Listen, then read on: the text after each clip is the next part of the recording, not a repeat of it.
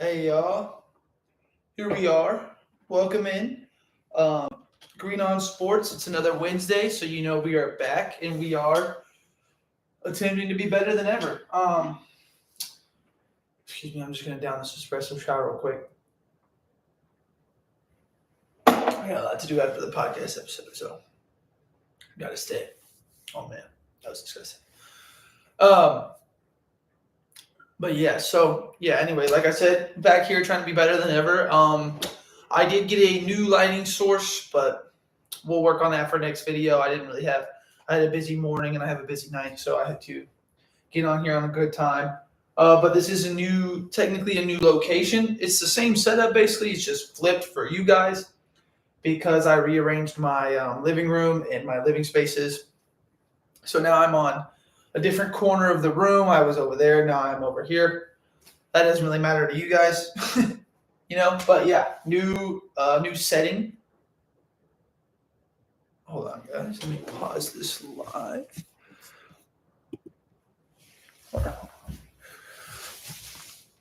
I'll be right back, y'all.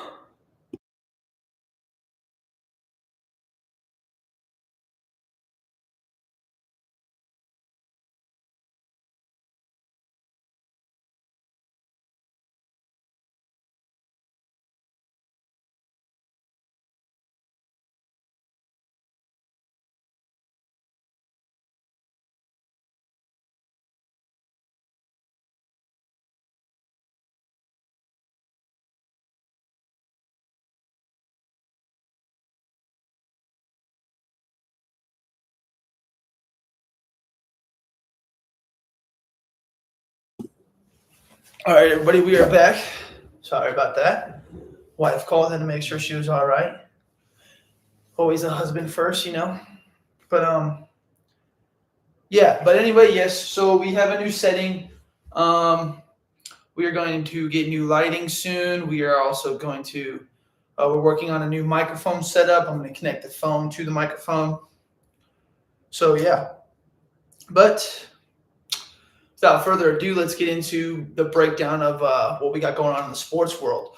So today we'll talk about the Super Bowl, then we'll move on to like some of the NBA trade topics as well, and then we will move on to the UFC event that just happened, and then we'll talk about the ones that are going to happen. But yeah, so overall Super Bowl, man, I would like to say nobody's seen that coming, and I'm talking even diehard Eagles fans did not see that coming. I said on here I thought the Eagles would win, but I did say I thought it was going to be close. Like I was at a Super Bowl like gathering, of course, right? Not really a party, but like a Super Bowl gathering party, whatever you'd like to call it. And we were watching. It was like me and like probably like 6, 7 of my closest friends. And yeah, so we were watching, and none of us were like expecting. Like some people had money on the Eagles, but they weren't expecting a blowout, and they weren't even like some people also had money on the Chiefs. So obviously they weren't expecting that to happen, but the way we had, oh my goodness, like it was so hard to watch after like the first quarter. Everybody was like, oh man. Like even people who were like, oh, I hate the Chiefs. People were like, oh man, this is terrible. But then you still have like the people who like come to like, right? Like you'll go to work or you'll go discuss it with like other people after, and they're like, oh yeah, I loved it. I love watching the TV. I'm like, what kind of, like you got to be preying on somebody's downfall so hard to just want to see them fail that bad. Like that's terrible. Like what are you doing?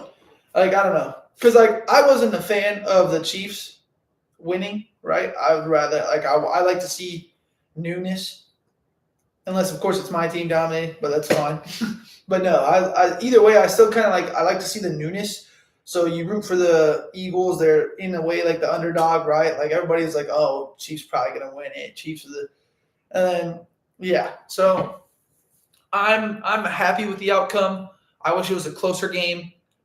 The Eagles obviously are all happy with the outcome. I mean, well, I haven't said Jaylen Brown. Sorry, too early on the NBA. No, AJ Brown apparently was like, because he had posted to social media shortly after winning, was like, oh yeah, the greatness, the feeling only lasted 2 days.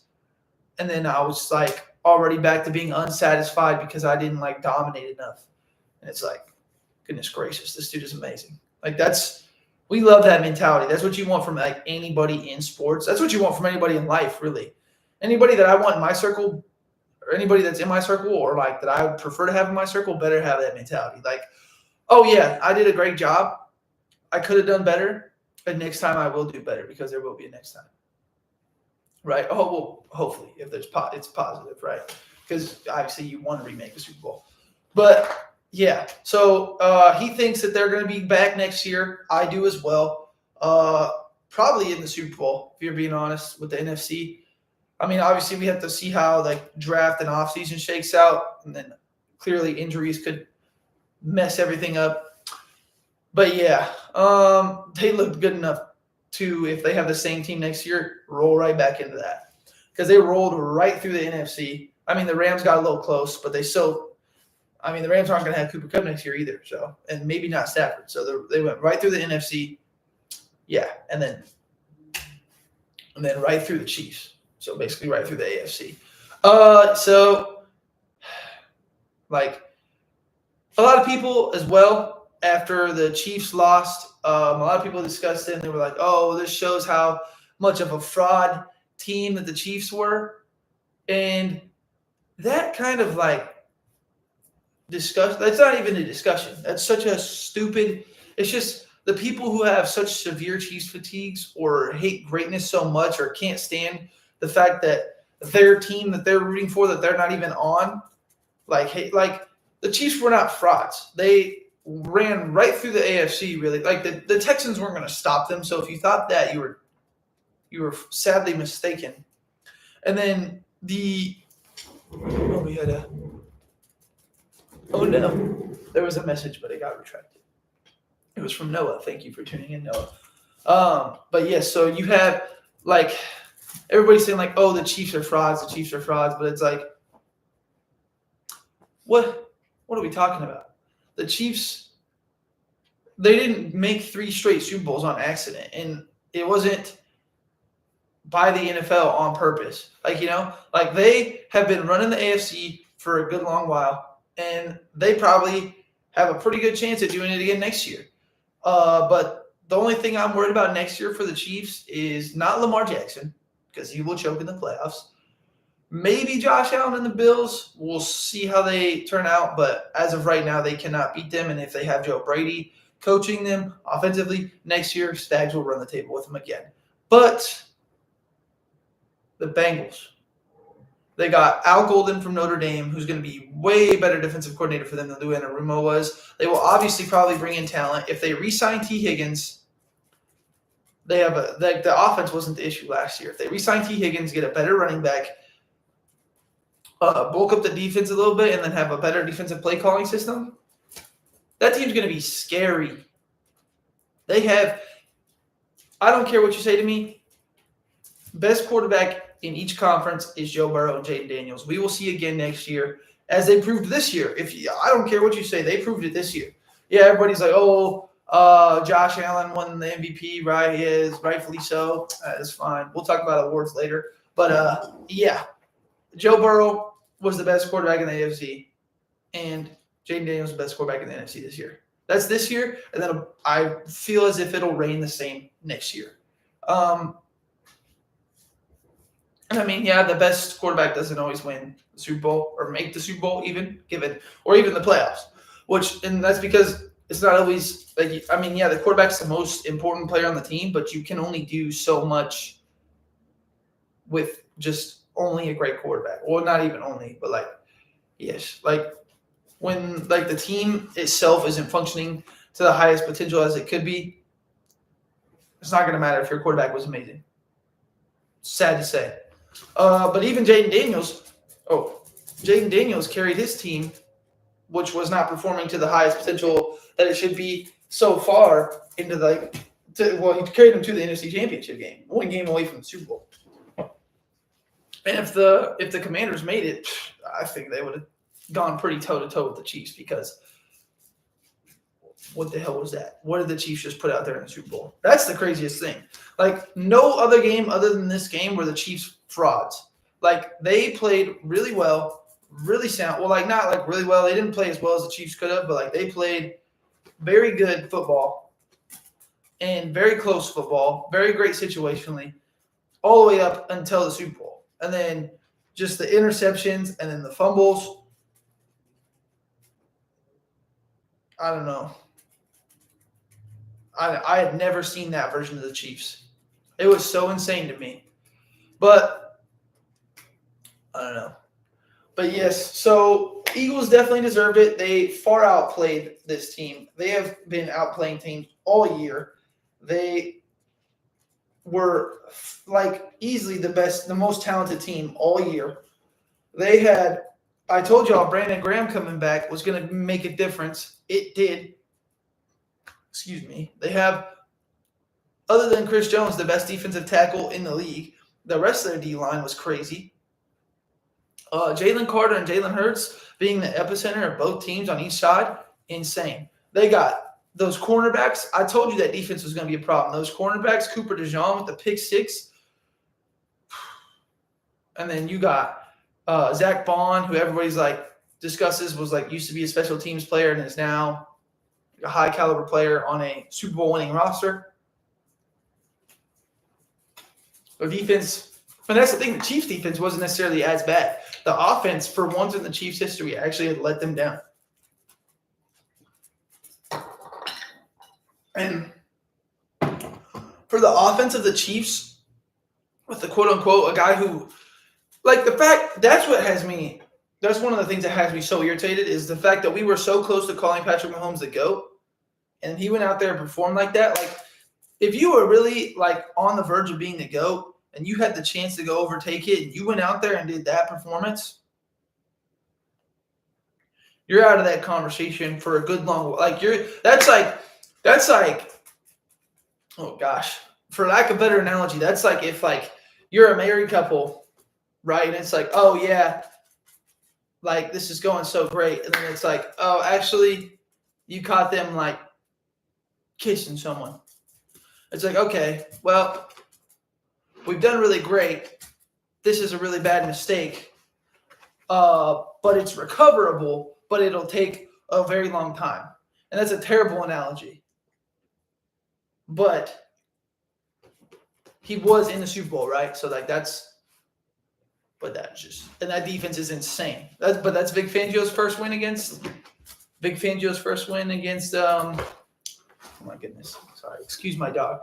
But so that's Vic Fangio's first win against Patrick Mahomes. That's the thing. And it was funny because like a lot of people were throwing that stat out there. My friend Jacob actually was like, oh, I don't like how this stat of Vic Fangio being 0-8 against Mahomes. And I was like, I don't care about that stat. That's why I looked at him. I told him, I was like, I don't give a damn about Vic Fangio being 0-8. I was like, has Vic Fangio ever had this defense? No. He was with the Dolphins last year, then the Broncos and other teams before, right?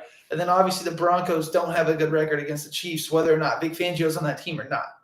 They just don't. I mean, other than obviously the win that they had at the garbage time week of Week 18 this year. But that was just – the Chiefs just didn't want the Bengals in the playoffs, so they wanted to lose that game. And I'll die on that hill. But, yes, so, yeah, I was like, I don't care about – and then, like, when I brought that up, my friend was like, actually, oh, yeah, you got a good point. Vic Fangio, last year he was on the Dolphins, and the Dolphins' defense did pretty decent against the Chiefs. It was just – Tua and Tyreek are overrated, let's be frank. Tua and Tyreek, Tua's adequately rated, Tyreek is overrated. But then when you get him in the cold, it's like when you get them in the cold, it's like when you have an injured player or like a player on the verge of injury in NCAA 25, like the video game, where their like ratings all just crush. They're like, oh, -10 catching. Because Tyreek Hill is already not a great catcher. And then, or he doesn't have great hands necessarily, right? For a better way to word that. And then you put him in the cold, and nobody's hands are going to be as good in the cold, of course. But Tyreek Hill already not have, like, he's just a long ball. Like, you have to, like, throw him like oh, man. Anyway, this isn't about the Dolphins. Vic Fangio was on that Dolphins team, though, and that Dolphins defense did do well last year against the Chiefs offense. They just got outplayed offensively, so they couldn't do anything. But they lost in the playoffs in Arrowhead, which is going to happen when you're a mediocre team like that Dolphins team was. So yeah, Vic Fangio finally got his get back. Really funny to see Carson Wentz lose to the Eagles. That's just funny. I'm sorry. I mean, it sucks for Carson Wentz, but it's funny. Kelsey says because before the game on Super Bowl Radio Row, Super Bowl like opening night type stuff, they have like all the players come out and answer questions. He said, "Oh, I got like plenty of more years of football left in me," but then he said after the game that he doesn't know. He may retire, he may not. And it's like, well, what? It's like if you have more football left in you, why would you not play? I don't know. Me personally, I mean, obviously, grass is probably greener on each side, right? He'd rather – I mean, he's making millions. He's already set, so why not pull out? But I just love football so much. Like, there's no way I could put it down. And I'm not even in the game. Like, I'm sure the people in the game obviously probably love it more than me. That's how they got there. But I guess maybe you get tired of it after so long. I mean, I've never stayed at any career for he's probably been in the league for 10 years. So, well, let's see. Hey, Siri, how long has Travis Kelce played in the NFL? Since 2013. So, yeah, 12 years. So, yeah, I've never been in a career that long. Also, I mean, I couldn't be because I'm only 24. About to be 24. I'm not even 24 yet, technically. But, yeah, so he's been in for like 11 years. I mean, I'm sure you get tired of it. Obviously, also his brother's retired, so that probably plays a key factor. They're super close. They have the weird bond. Or not weird, I guess. Like, it's good that brothers have that bond. I don't know. I guess I'm not the biggest Kelce brother fan, if you will. But no, I would love to see Travis come back, though, and play. He's still good. Obviously, he's still, like him and Mahomes still have that dynamic duo kind of thing going on down there in Kansas City. So, yeah, you'd love to see, like, when it's somebody of such a high caliber, you don't want to see them leave, like, if you're a good football fan. But that being said, Andy Reid said he was coming back before, and that didn't change, so that's good. Andy Reid will be back. You'd love to see him coaching. So, yeah, the Chiefs will definitely be back next year. I don't know if they'll win the AFC. My current next year Super Bowl projection pick is Bengals and Eagles. I said it as soon as the game ended, actually. I was like, I think next year's Bengals-Eagles. And then people looked at me and they were like, actually, that could happen. And I was like, yeah, of course it could happen. Come on now. Like, it's Joe Burrow. This Eagles team is insane. And they're only going to, like, they're young, so they're only going to get better. Like, oh my gosh, the rookies, like the rookie second-year, third-year players on this team that are, like, already at such a high level that are only going to increase. Insane. Oh my gosh. But yeah, so the Super Bowl, I wouldn't say it was great. It was good. It was good. It was good to watch. It was a good watch. It wasn't a great game. It wasn't really a bad game. It was close to a bad game, though. So we'll say it was good. It was decent and good. Excuse me. But sucks for Chiefs fans, I know. I mean, obviously, you never want to lose the big one. Like, you get so far, but then you lose. But, yeah, really good for the city of Philadelphia. Really cool for their fans. Really cool for Saquon. Jalen, right? Because this team made it, like a lot of these people made it 2 years ago or have never even sniffed it because they were on the Giants and or Titans or et cetera, right? But then a lot of these people made it 2 years ago. And then, here they are. That's good for them. And then there was the commercials. Commercials were, some of them were just downright crazy to watch. I was like, what am I looking at? But yeah. Oh my goodness. Yeah, but Tom Brady's still the GOAT. That is good. Let's see what else we have here. Jalen Hurts won the MVP. That's fine. I would have given it. A lot of people said they would have given it to the Eagles D line. I don't know if you could really. I think you can do like a unit like that, and if you like, even if you couldn't, like, why not make it the first time? Like if not, the Eagles D line and whole make it Jalen Carter. But Jalen Hurts did play his heart out. He balled out. Great. Saquon Barkley still got the all-time, all-year like record for rushing, so it's kind of good. I mean, yeah, obviously it's like including the playoffs he has, but I mean, you can't take that away from him. That's still amazing because he made it all the way to the Super Bowl and won it, and he didn't even have that many crazy yards. Like the Chiefs shut him down. The Chiefs did not let Saquon run crazy. I thought Saquon was at least going to go off a little bit, and he didn't. And so I was like, wow. And then I was like, because when they were first stopping Saquon, I was like, oh, this is going to be close. This is going to be good. And then the Eagles are launching him, and then Pat Mahomes is launching to the Eagles. And then it's like, oh, wow. Well, this is not good. Yeah. Mahomes, he took blame, right? And it's like, you like to see that, but it's like, well, no shit. Like, yeah.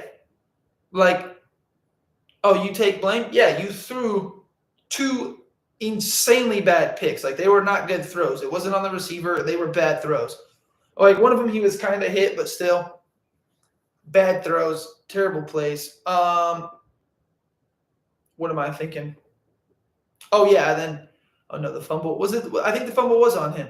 I think he fumbled as well. And it's like, dude, you're supposed to be him. You better come out. You better, like, come out here crying. You better be apologizing to the entire city of Kansas City. Matter of fact, sell your share in the women's soccer team, Casey Current. Sell your share. Like, Pat Mahomes needs, like, that man needs to face, like, serious repercussions for this. People were considering you the GOAT. People were considering, like, there was people arguing, like, oh, this dude may be as good as Tom Brady. You need 4 more years of great work to even be reconsidered in that category again. That performance was so disgusting. And I don't know. I already kind of stated that, but it's just like, I don't think I really got my point across. Like, it was like, he's like, oh, yeah, I take full blame. You damn right you take full – like, you didn't need to come out here and say that. Everybody was giving it to you. But I do appreciate the fact that he is, like, kind of, like, man enough and, like, humble enough to come out and be like, yes, that's my fault. Because, yeah, it is. Because Xavier Worthy was playing well. D-Hop had a drop. I don't know. D-Hop and Hollywood Brown, for being veterans, also, what the hell were you doing? Like, what are we doing here? Like, DeAndre Hopkins, right? He made that really cool, inspiring tweet or post before he made a really cool, inspiring post like, hey, I was a kid from the hood and now, like, look at me, I'm playing in the Super Bowl. Like, that was so cool. And then it's like, oh, then he ruins it because he plays, like, terribly, or not terribly, but he plays very mediocre, especially for such a, like, previously considered, like, top 5, top 2 receiver in the league, right? Now he's on the Chiefs and he's playing poorly in the Super Bowl. Like, this is the biggest stage. This is the most watched Super Bowl of all time. And you're going to play poorly. And then after the end of the game, then he's like, oh, y'all still going to blame the refs now? Like, now the refs were against us? The refs were not against the Chiefs. The refs were never for the Chiefs, and they were never against the Chiefs. They just fucking call the games. They should – I don't even know. They should make the refs, like, colorblind. So they can't even fucking look at the jerseys. I don't know. But, yeah, posting that after was so stupid of him. Like, oh, you guys still going to – like, there's a lot of bad calls. Yeah, there was also a lot of bad drops by you. And your hands are, like – his hands are, like, bigger than my head. And he's out here dropping a football. Like, do your job. The Chiefs went out and traded for you at the deadline. And, like, but Xavier Worthy out here, the rookie, was their star receiver. That dude's going to be so good. that he's going to be. Him with Rice next year, after Rice comes back from the injury/suspension, if he gets suspended. And then, right, also he did face the injury because Patrick Mahomes made that stupid play earlier this year and, like, blew out his knee. So, yeah, those two coming back, and then probably Hollywood will stay or D-Hop, one of them, if they don't move off of them at this shit show performance, right? But even those two, and then Kelsey, if Kelsey comes back, like, yeah, the Chiefs will be back. The Chiefs will still be the Chiefs next year. But, yeah, definitely overall takeaway, the Chiefs are not frauds. They just – Patrick Mahomes might be a fraud, but the Chiefs aren't. Eagles deserved it. Eagles deserved it for sure. Sirianni, good coach, way better than we think. Fangio's defense is nuts. Like, yeah. Happy for the Eagles. Sucks we didn't get to see history. Tom Brady's still the GOAT. Halftime show was terrible. No, we're not going to get to the halftime show. That's a whole different. But yeah, so yeah, overall Super Bowl was good, not great, good, not bad. Good for the Eagles. But yeah, so then after that happens, the Super Bowl winning coordinator, Kellen Moore, officially finally became taking the final remaining head coaching spot, which we kind of all seen this written in the tea leaves. It was like, oh, well, they don't have a coach yet, and there's only 4 coordinators, right? And then there was already talks, right? Because Spags, for some reason, when they were like get a head coaching job, Fangio, I guess 2 years ago, right? He left head coaching. He was like the Broncos head coach, and then went to the Dolphins and then the Eagles.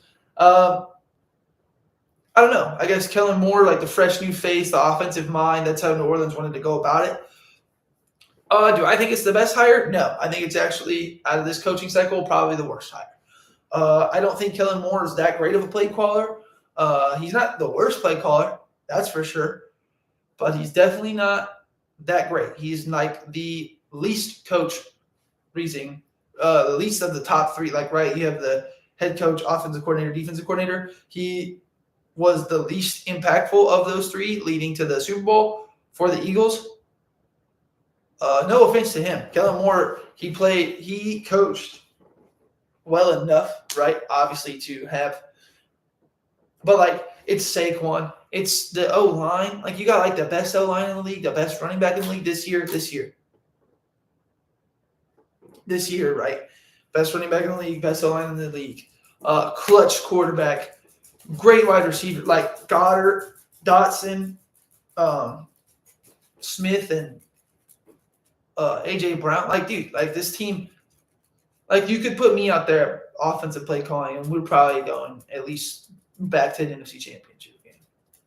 This is not me asking to get hired, but if the Eagles would like to. No, I'm just kidding. Obviously I wouldn't be top choice. But yes, the Eagles lost their OC. What's going to be interesting to see who they hire in place of Kellen Moore. But yes, it's also going to see who Kellen Moore brings in as his crew in New Orleans.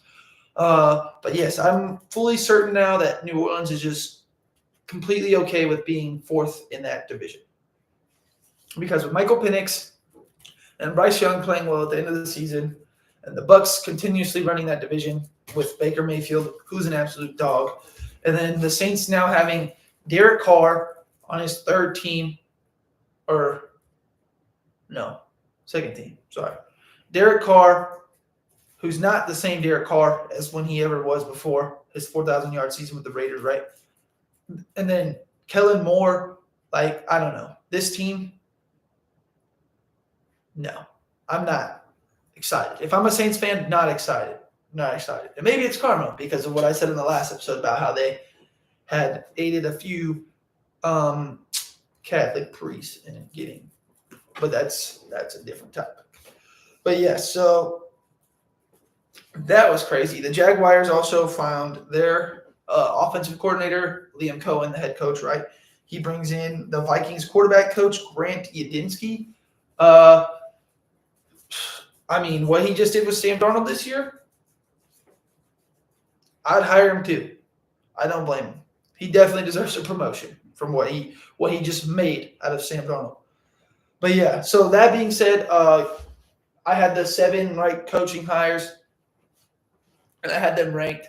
The rankings from the last couple episodes, or from a few episodes ago, should I say, are still the same. Patriots had the best hire. Raiders were second. Trying to think. I know I had the Cowboys 6th. I would say the Saints are last on that list. Oh, and then I had Aaron Glenn over Ben Johnson, and then I'm missing one team. Oh, and then I had Liam Cohen. I had to put Liam Cohen under Ben Johnson just because Ben Johnson's success in the rest of the. But yeah, and then also former NFL running back Marshall Faulk became a running back coach at Colorado University. So that's a little bit of college news, as well as Matt Patricia, former NFL defensive coordinator, is now the defensive coordinator at Ohio State after they lost their defensive coordinator to Penn State. And then then Ohio State decided for their offensive coordinator to go with some coaches within. They're kind of co-offensive coordinating with like quarterback coach, a couple different coaches from within their organization. Oh, why is this losing focus right now? There we go. So yes, but we could talk about awards. The awards happened right before the Super Bowl. I was pretty on par with a lot of them. I said Josh Allen should get MVP. He did. I think the main reason he got it is just because he hasn't gotten it before. And also he had a great year. Because a lot of people were, and then everybody's like, oh, well, Lamar had better stats. But then everybody's argument last year was, well, Lamar had a better season even though he didn't have better stats. It's like, Jesus, figure it out. But Josh Allen got MVP, rightfully so. Coach of the year, I said it probably would be Kevin O'Connell, even though it shouldn't be. It was. I thought it should have been Andy Reid, or there was also another person in there I had over Kevin O'Connell, but Kevin O'Connell did win. I said Ben Johnson should not win assistant coach of the year, but I said he probably will. He should not have, and he did. I was right on that. I said offensive player of the year should be Saquon because since he couldn't get MVP because Josh Allen's here, he should get it, and then he did. Obviously, you basically break the record, or because obviously if he would have played that Giants game, he would have broke it. I mean, we don't know that, but he did break a record for all season, right, including playoffs. He broke that record, and also the dude. Come on now, how many he definitely has the record for most 50-yard touchdowns in the season. The dude was going insane, popping off 40, 50-yard, 60-yard touchdowns it was it was practice, it was child's play. Dude's playing on rookie mode on Madden, it's crazy. Defensive player of the year, I said Patrick Surtain II should have got it, and he did. Offensive rookie of the year, I said Jaden Daniels. Of course, he led his team so far into the playoffs. He should have gotten it. He did. Defensive rookie of the year, me and my friend argued about this for a while. I said it should have been one of the Eagles' defensive backs. After the Super Bowl, I would say it should have been Cooper DeJean just because of what he did. But defensive rookie of the year was Jared Verse. I'm not saying necessarily that he did not deserve it. He played really, really well. Jared Verse, great. The Rams draft so well. Apparently so do the Eagles, but the Rams also draft really well. Jared Verse did play crazy good. He was actually a very huge factor in that Eagles game and was part of the reason they almost came back in the playoffs to take out. They were the closest team in the playoffs to the Eagles because it obviously was not the Commanders and or the Packers and or the Chiefs.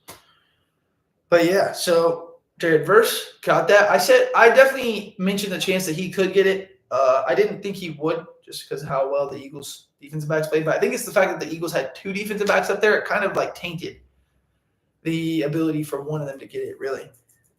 But yeah, then there was also the 2 other DNs. But if Jared Verse is the better DN of the 3 DNs that were out there, of course he's going to get it. So good for Jared Verse.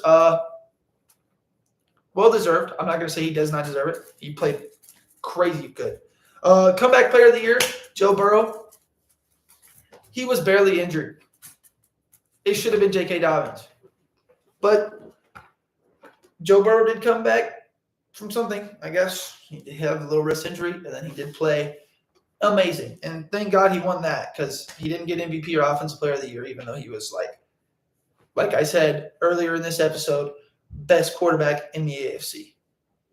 And will be again next year, especially if they re-sign T. Higgins. Even if they don't re-sign T. Higgins and they get somebody else, good chance Joe Burrow is going to work pretty well with them because he's an amazing quarterback. The Walter Payton Man of the Year, I didn't really discuss who should win that or who would win that because obviously all 32 nominees probably should win it because they're doing great things in their community. But Eric Armstead from the Jaguars, he won. Thank you to him. I don't necessarily know what he won for. Obviously, probably some kind of volunteer efforts or a community boosting efforts, right? That's kind of what the whole Walter Payton Man of the Year thing is. Walter Payton, I say, is probably one of the best running backs of all time. I think if he does not obviously pass too early, he would be the best running back of all time, without a doubt. But that's good. Eric Armstead, good man. Hall of Fame. The Hall of Fame inducted 4 people, which was Antonio Gates, Jared Allen, I believe Eric Allen, and then Sterling Sharp. I'm not even going to lie. I thought Sterling Sharp was already in the Hall of Fame because I thought when Shannon Sharp said that, I thought when Shannon Sharp did his speech that he said, like, Sterling should be, I thought he said that he was already and, like, that he, I don't know. But that's good for Sterling Sharp. The Sharp brothers were great. The first brothers, I believe, in the Hall of Fame, which is good. History making. Jared Allen and Antonio Gates, I watched those dudes growing up, so I know pretty well that they should be in the Hall of Fame. Eric Allen, I'm not familiar with him, but I'm not saying he does not deserve the Hall of Fame. Obviously, if he's there, he does deserve it, and that's good for him. Great for and then everybody made a fuss about Eli not making it. I have my friend Jacob does not think Eli should ever be in the Hall of Fame, which I think is a little bit of a stretch. Obviously, it's good that he's not a first ballot. It's going to be hard for him to get in next year because some of the names that are getting added in next year, Drew Brees, Larry Fitzgerald, there was a couple others that are going to be high-profile names that might knock some other people off the list. But, yeah. Because, honestly, if Drew Brees and Larry Fitzgerald aren't first ballot, that's an issue. And we need to make new voters because those two are too easily top 3, if not top 5, at their positions, like unarguably. So, yeah, that's all like the awards, right? I think they got a lot of it right. I can't really sincerely argue like with a lot of it. A lot of it does make sense, especially given how the year went. So, yeah. But then other things around the league. We have a new international game location. There's going to be one in Dublin, Ireland. It's going to be the Steelers. The Rooney family that owns the Steelers is big in Ireland. Like, they have a big presence, and they are like, I don't know. I think Art may be from there. If not, his father was, who used to own the team. So that's good. That's cool that we're expanding the international games. We love to see that. Devontae Adams, Aaron Rodgers, and Deebo Samuel actually are all on the move. Devontae Adams and Aaron Rodgers were on the Jets, which now makes that Devontae Adams trade look so bad. But they have both been basically informed by the Jets that they do not want them back next year. Will they go somewhere together? We don't know. The Rams, if they lose Stafford and they will trade Kupp, who's also on the move.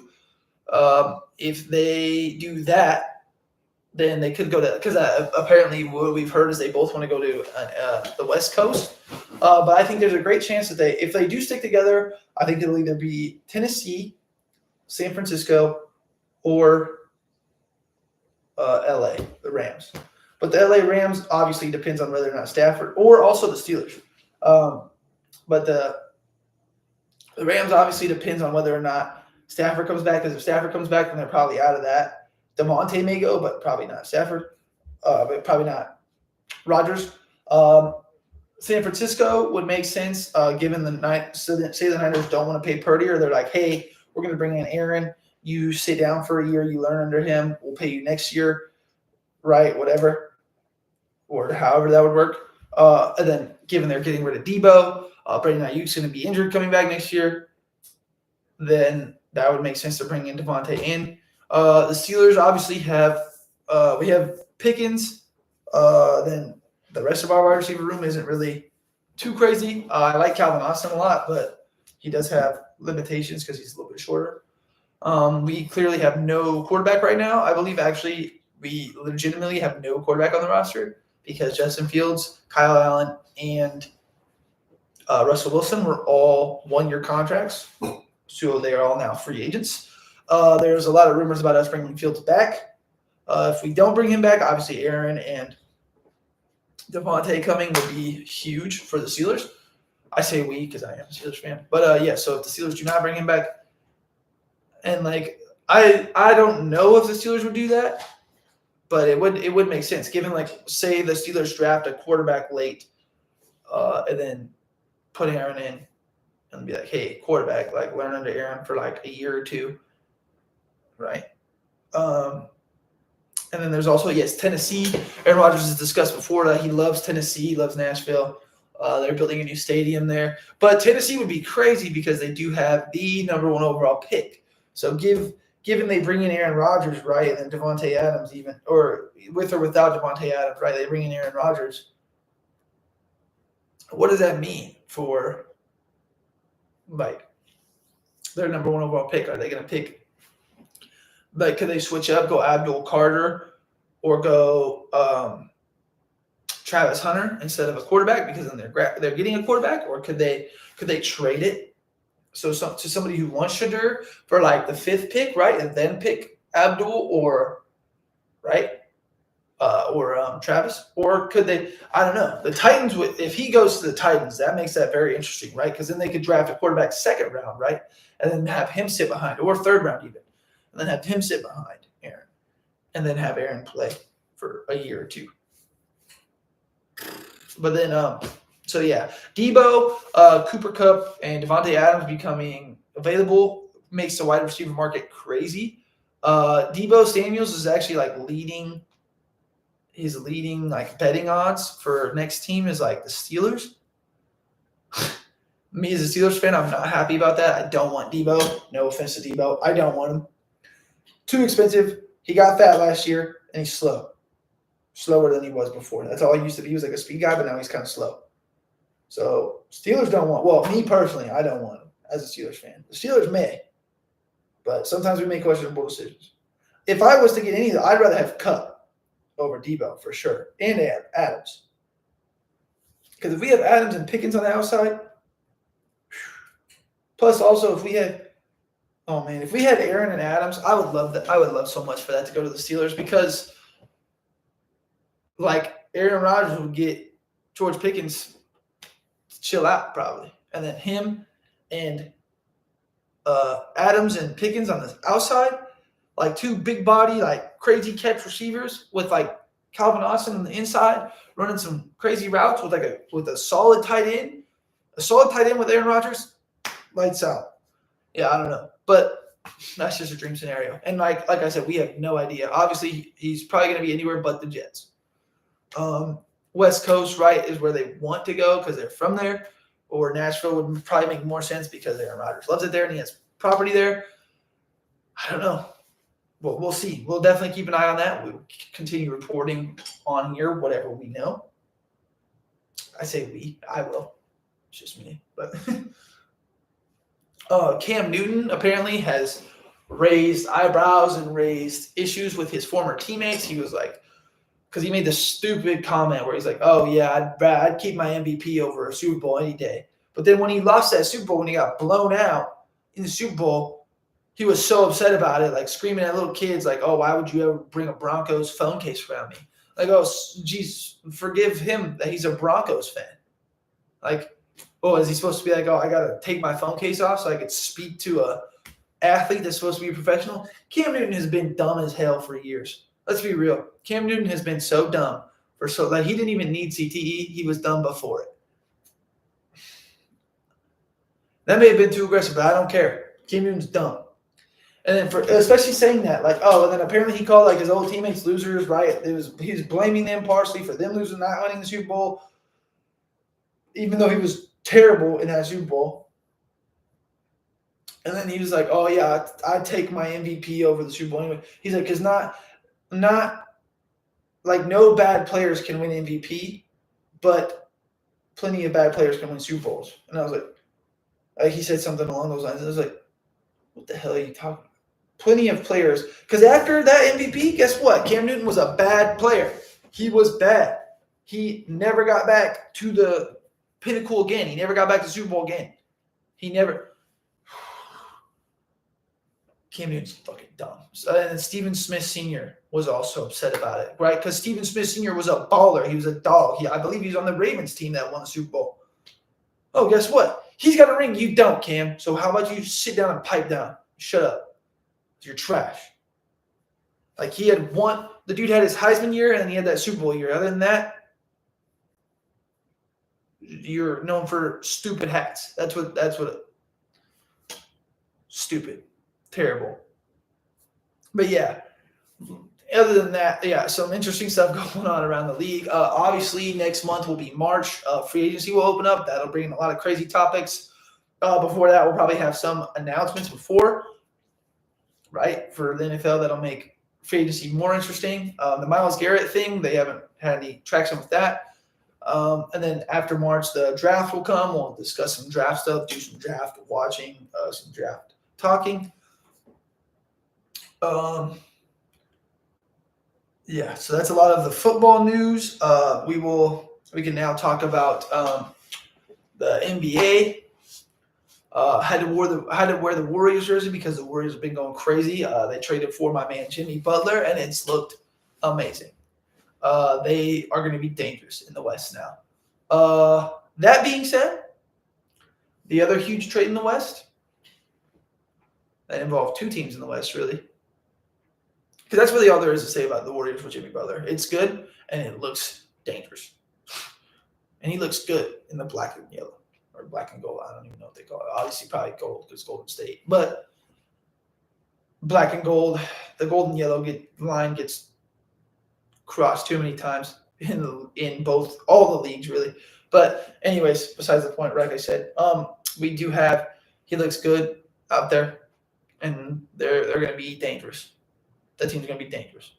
Because this big three, Jimmy Butler, Steph Curry, and Draymond, with these young players that they have, and Steve Kerr, like all this experience they have at coaching and like playing, way better big three than Clay, Steph, and Draymond. And I know that's brash, but when they do crazy things, you'll look back on this episode and be like, wow, that dude he knew something. But yeah, like I said, that being said, a lot of stuff being said about the Mavericks-Lakers trade. Oh, wow, AD. Of course, he gets injured in the Mavs debut. And honestly, it wouldn't be a Mavs debut for AD if he didn't get injured. And oh my gosh, he got a groin injury. He pulled his groin. He's going to be fine. He's going to be back in a couple weeks when it matters. We're still not, the All-Star break is this weekend? So we're still not even in real basketball yet. Let's be real.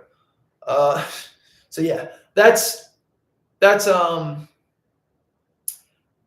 just overanalyzed, overhyped. Like everybody's like, oh my gosh, AD's cooked. When he comes back and he's healthy and they're playing better than they have been all year, then so what? It's going to look like a great trade, like I said it was. The Lakers, however, though, Luka looked terrible in his debut. A lot of people were like, oh, 14 points, he did good. Yeah, no. He was like 1 from 7 from 3. He was just launching threes, and they weren't even good. He was missing it. He doesn't look right in yellow. I'm sorry. He doesn't. Obviously, I'll get adjusted to it. 80 looked weird, and they all look weird in their new uniforms, especially like high caliber players like this. It's like, oh my gosh. Like I'm so used to Jimmy on the Heat that he looks weird in like his old uniforms, like when he was on Minnesota or Chicago. Like you forget that he even played for Chicago sometimes. It's like, oh wow. He was in Chicago. He was drafted by Chicago. Right? And you're like, oh yeah, he was on Philly because he had the beef with Joel Embiid because Joel Embiid's a bum. But yeah, LeBron James became the oldest player with a 40-plus point game right before they got Luka. But it doesn't matter because him and Luka They could be whatever you want to call them, the best two players in the league, right? Or old face, new face, right? The Brady and Mahomes of this game, right? Whatever. No, Luka is going to have to do better than he did in that debut for me to be scared of this team. Yeah. Brandon Ingram got traded from the Pelicans to the Raptors. He got re-signed, which is good for him. That's good. That's good. Oh, speaking of the Timberwolves, who we just mentioned, nothing related to Jimmy Butler, though. The Timberwolves are now going to probably officially be owned by Alex Rodriguez and Mark Lore as they won their arbitration case, which that whole thing was so weird. That's what I feel like. That's like this type of situation. If like Dan Snyder actually like went through with like not selling the team or trying to not sell the team to Adam Peters, right? Whatever his ownership group. I feel like that would have been like similar. Right. Oh yeah. So see, we have like so AD gets injured, right? And everybody's like, oh, wash, terrible. Giannis gets injured, and everybody's like, oh my gosh, I hope he gets better. Oh my gosh, it's like what? I mean, I hope he gets better too, but it's like, why are we treating these two dudes so differently? Like, first of all, it's a rough game. People are going to get injured. That sucks for Giannis. That sucks for the Bucks. He'll be fine. Like I said, by the time things get, what it really sucks for is the All-Star game. Good for Trae Young, though. Trae Young's filling in for the All-Star game, which is good. Also good for Kyrie. Kyrie's filling in for Anthony Davis. Both those dudes, well-deserved, great players. But yeah, Giannis not being in the All-Star game is bad for the All-Star game because it's Giannis. I mean, I don't think I really need to explain that. Giannis Antetokounmpo is probably the top 3, if not number 1 player in the league right now, like dominance-wise. Ben Simmons got bought out by the Nets and is now on the Clippers. That was a weird move. Really weird move. I don't know. We'll have to see how that goes. Ben Simmons also is not nearly what he ever was projected to be. So hopefully he does well. Jokic is balling. Jokic has been balling. So he had like some crazy shots. I mean, Jokic, give him MVP. Who cares? Just give him MVP again. Actually, I don't know. SGA might get it. But that might just be Jokic fatigue because Jokic is just like he made like some 3 the other day. I don't know if y'all seen it. Like I don't even know how he shot it. It was like one of the worst shots I've ever seen. And he made it from a corner 3. He was like, and that shit was crazy. But yeah, definitely interested to see not so much the All-Star game itself, but the post-All-Star game, the All-Star break, like everything that happens after. We shall see how that goes, and hopefully it goes well. But yeah, basketball is going to start getting interesting. And with March will be the March Madness tournament as well, of course, with the both women's and men's March Madness. It's coming in March, so that's going to be great.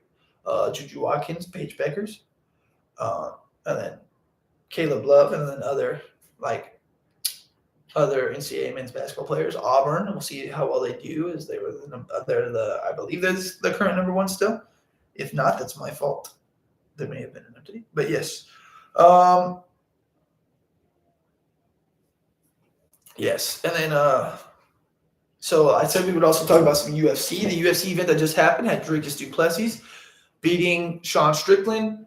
I think a lot of people kind of knew that was going to happen. And then Zhang Weili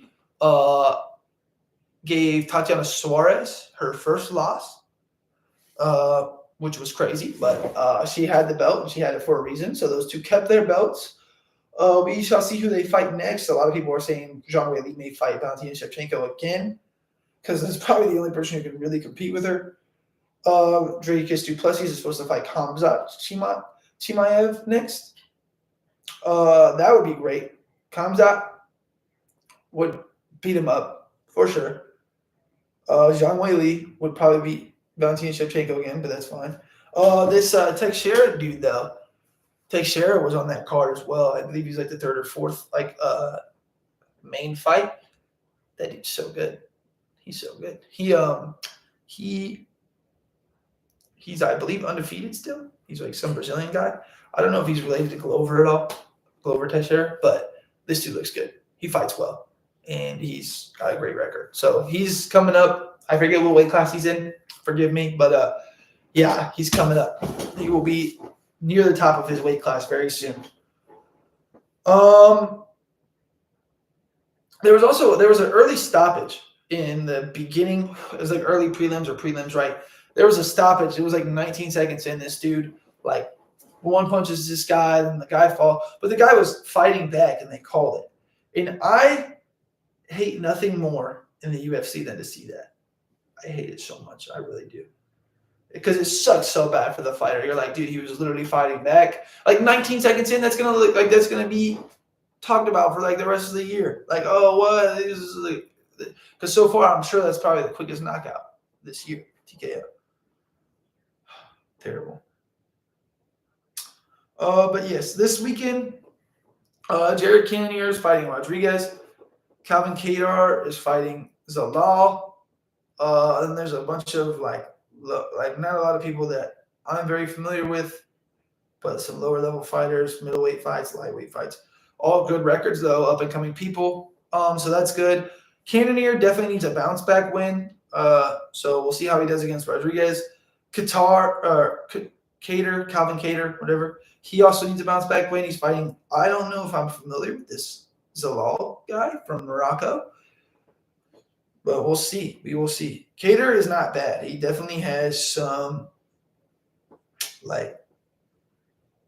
fight in him, for lack of a better word. He's got because the way he fought against Max Holloway and stuff, that dude's got some heart. But yeah. So we'll see how that goes. Next big fight is next month. It's going to be on March 8th. Alex Pereira versus Ankalev. We'll talk more about that as we get closer to that. But yeah, I think I'm not gonna lie. I think Cannonier loses, and I think Calvin Kattar wins. The rest of the card I couldn't really tell you, but yeah. So that's a lot of really what we have for today. Glad we could talk about that Super Bowl. That Super Bowl is wild. Did not see that coming. Nobody did. The NBA trades, we will obviously have more to evaluate based off of what happened. And then also we'll have probably the All-Star game to talk about. I believe it's this weekend. Who knows? Sorry. Let me check real quick. Right, yeah. So the 13th to the 19th is the All-Star break. So the 14th, 15th, 16th, 17th, 18th. Yes. Oh, yeah. So, I mean, that's really we'll have that to talk about, and then we'll have a little bit more games to see how these players that were traded. The Lakers play the Jazz tonight. The Jazz were part of that trade as well. So, and I believe that's who they just played as well in Luka's debut. It is, yes, and they won by 20, basically. So, I don't know. We'll see. Also, Jimmy Butler plays more tomorrow, and we'll see how these trades look. Oh, and also, actually, no. So one issue I had before we leave, the Mark Williams trade with the Lakers fell through because of the failed physical. But how are they allowed to do that? Because we all know damn well Luka Doncic should not pass a physical. The dude looks overweight. He's not fit. There's no way. But it's they could just accept that guy with a failed physical. I mean, they probably didn't even give him a physical, but they could just accept whoever they so choose because they did or did not pass a physical. But it's this guy, they probably did not pass a physical, but I don't know. That doesn't sit right with me. The NBA is now going to investigate that because the Charlotte Hornets asked for the investigation. But the Lakers are on some shaky. Also, it's why did you even – I don't know. I feel like the physical should be done before the trade either. It's oh, hey, how's he doing? I don't know. Anyways, but yeah, so that's enough rants for today. But yes, so we will have more NBA analyzing of these new trade acquisitions and stuff, right, coming in next week's episode. The NFL, we'll see if any big things happen within the meantime of next week's episode. The UFC will have that fight that happens this weekend. We will talk about any big things that come out of that. And then also just any other sports news we'll hop on and we will discuss that. But that's all we really have for today. But I really appreciate everybody who came out, watched, liked, subscribed, commented, supported, all the good stuff of a YouTube page. This video will be up on my page after if anybody wants to say anything. But yes, yeah, and like I always say in every video, really, anything you have, constructive criticism or debatable arguments, right? Any topics you want me to discuss in the future, comment those on the videos. I look at my comments, so I will respond. I will discuss whatever we discuss. I will just discuss that on the next episode that comes up, whether or not it's a topic you'd like me to discuss and break down more, or whether or not it's a topic that you think I should elaborate on that I did discuss. Yeah, but yes, just anyways, we will be back and better next week. Much appreciated to everybody who supports. I love all y'all, and hope all y'all have a blessed week. Until next Wednesday. Later.